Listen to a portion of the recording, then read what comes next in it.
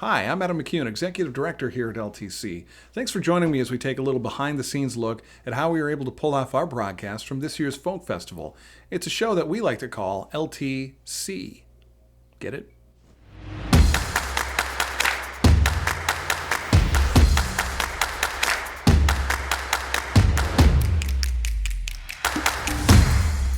This year for Folk Festival, LTSee had a couple of new challenges.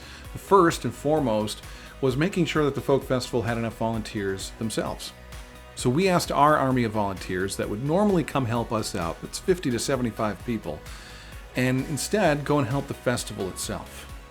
As you may have heard, the festival had some financial challenges that they faced this year and needed some extra help. Luckily, all of that has been cleared up, and recently they've had some great news in that front. So LTSee, faced with the reduced workforce from our volunteers going elsewhere, did the only thing that would be reasonable here, and that would be to double the amount of stages that we cover, and maybe add a night as well. The only way to make this work was to extend our network and pull in some of these feeds that we'd normally get remotely. In years past, a massive cable, dubbed the umbilical cord by staff, was pulled out onto Market Street. The cable alone took several staff members several hours in order to set up, affix to the building, and cover properly for people walking on the street. In our setup this year, this was all replaced by a single Ethernet cable.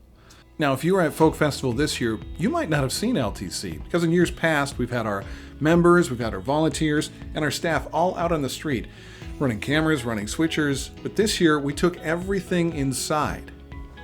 Instead of all of the bulky equipment outside, we opted for cameras that we could actually attach and affix to the stage. We worked with the organizers of the Folk Festival in order to put these up securely, safely, get good views, and not really interfere with anything that was going on the stage.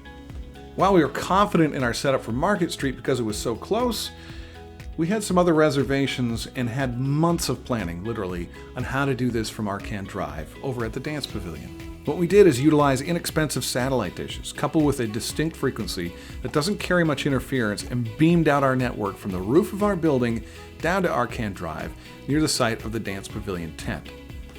This essentially became an extension of our network, and we were able to wire up cameras in the pavilion itself, including a really cool shot from behind the stage, which gives the viewers at home a unique angle that you wouldn't even see if you were there in person.